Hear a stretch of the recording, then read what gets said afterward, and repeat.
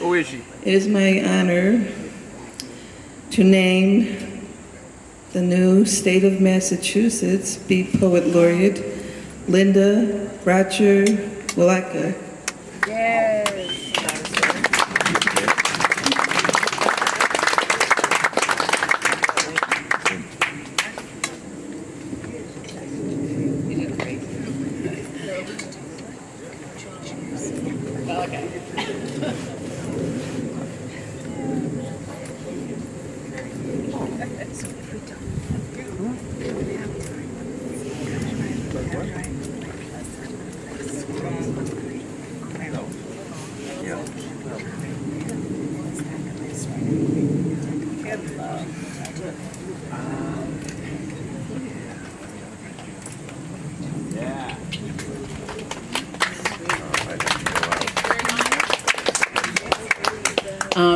I'm thrilled to be here. I've been here since 2019 minus 2020, which was a Zoom year. If it was not for the Florence Poet Society that Tom Clark, my predecessor, runs, I probably would have never gotten into writing beat poetry. And for Paul Richmond, who's been another good friend of mine since the mid-2000s. And when I found out they were all going to Connecticut, I'm like, what's going on in Connecticut? And so I started coming, and I never dreamed, you know, all of us mainly don't expect it. So it's very exciting. And I follow George Wallace's thread all the time. I love reading his poetry. And I'm just really happy to be here. I live in a little town in Cheshire, and it is in Berkshire County. And Berkshire County isn't really the hot spot of poetry. It's here and there. It starts up and ends. So I drive an hour to an hour and a half everywhere I go to read poetry. So that's great. Hey, there's poetry in Massachusetts everywhere, but very little of it where I live. So I'm just thrilled. This is like, oh, I can't wait to put up my wall. Thank you, Debbie. Thank you, everyone that had anything to do with putting this together. And I have a not-for-resale book that Paul is publishing through Human Error Publishing. We're still working on editing, so I didn't get it ready for today, but that's okay. It's been a long time coming. And eventually I'll let y'all know how you can get one if you want one. What's the title? If Brambles Were Bookends. So, I will read that poem first. It's got a lot of attitude in it. If brambles were bookends. If brambles were bookends, my hand would gingerly slide 3 leather-bound volumes of your original poetry books off your shelf. Each word I read aloud would place emphasis on your interpretation, never mine. This shelf, a mesmerism shared by bibliophiles, poets, sages, wordsmiths, etymologists, and those indulging in brambles, is a stoic shelf, not meant to cast doubt. One might inquire as to its architectural stature, its organic origins, its ability to protect itself. Like poison ivy, it innately lies in wait for its victim. Each bramble nods as if to agree that its purpose for being is more than your poems, more than what I meant to say, as if the beginning never mattered, more substance given to what lies in between.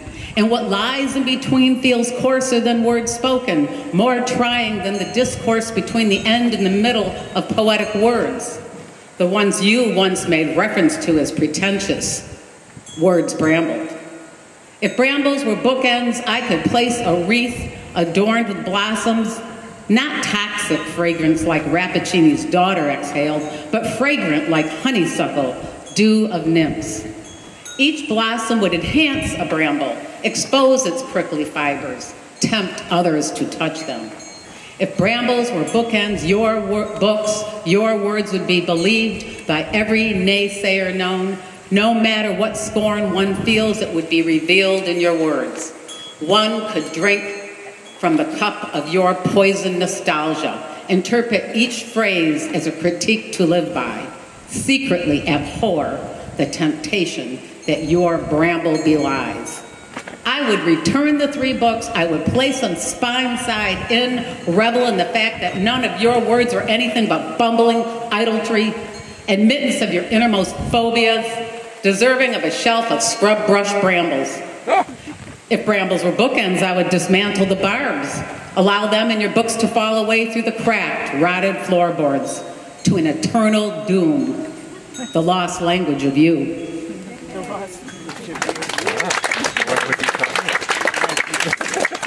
This next poem is Calling Card, and it's in this year's Goddesses anthology that the Beat Poetry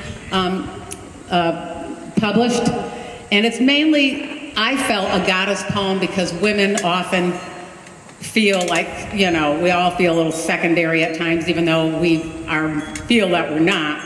And I appreciated Paul's Do It Now when he talked about all the women. I just think of my poem at the same time. Calling Card. William Wordsworth said, "The world is too much with us. Am I too much for this world?" Where integrity is written off as a misnomer, empathy a weakness, judicious thought a dream. I hide from the window's light as it passes through clear glass panes, allows my fleeting fancies to reflect, refract, refrain. Pure and unadulterated respect. Will it be tolerated? Is there compromise in the name of kindness? These shoes we walk in, do they share a stranger's feet? A mile is not enough, a lifetime too long. Sensibility, is it treasured? Liability, is it cautionary? As we hang in the balance, shouldn't trust plus authenticity equal comfort? Blood flows like a rushing river through my veins during melt season. Am I here for a mission? Yes, if you listen closely, you can hear a subtle drip. Like melting ice, like seeping red wine, like an enigmatic lilting voice. If the world and I are way too much, may this be my calling card. Scepter, olive branch, an ancient, exotic, gilded trinket, excavated deep from a humble Egyptian goddess's tomb.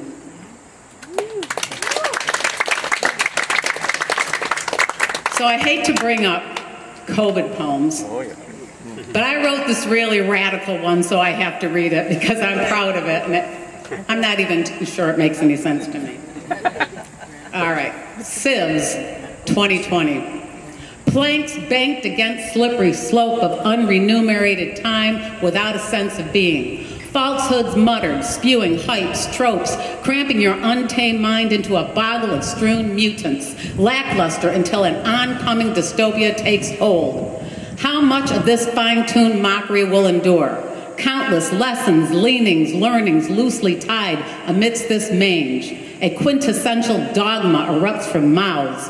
One simple request posed to doctors, a cure.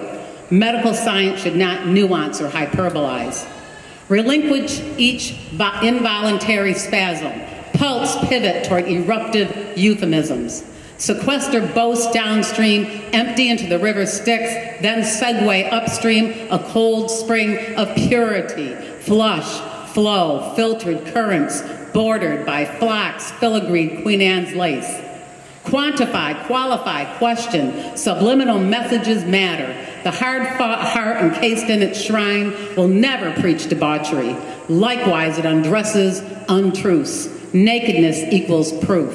Fools on parade wear masks like sieves. All right, so here's a little more upbeat one. Ode to the Beat Poets. It's not the transient soul, it's the transient soul. It's not the tire that screeches then implodes. It's not the stench of flesh baking in the sun, but the candy, sticky crunch. It's not a carafe of wine that leaves a grape stain, or that the Madonna's tongue is lily white. It's not how purity sings, but how grace flows, takes a hold, and endures. It's not anybody you know that leans over a 40th store balcony in Midtown Manhattan, or how a red line stains the pavement. It's not what you like or want or anything you can control. It's what hangs down from park trees and flagpoles and what flaps from a car's antenna that sparks a light incandescent, blind, brighter than the brightest sun. It's everything far and near, here or there, that fences you in or fences you out, that taps you on the shoulder and pushes you into the confines of four walls with murals, ugly yet exotic, with fading streak tugging at your soul.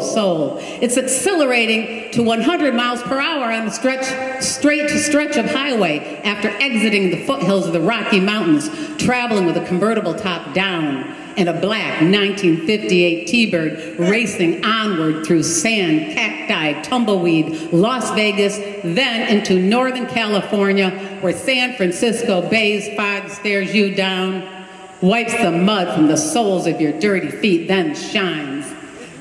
Yeah. And I'll close it with one little sad romantic poem. Easy. I roll over. Alone in bed, I think of skin touching, where it leads. I clasp my hands, feel how my fingers make contact. I place them against my pink cheek. I remember how much longer your fingers were, your hands warm and gentle in mine. We often held hands in the car until our fingers would cramp. You asked if we could take a break. I said, letting go is not easy. The void is real.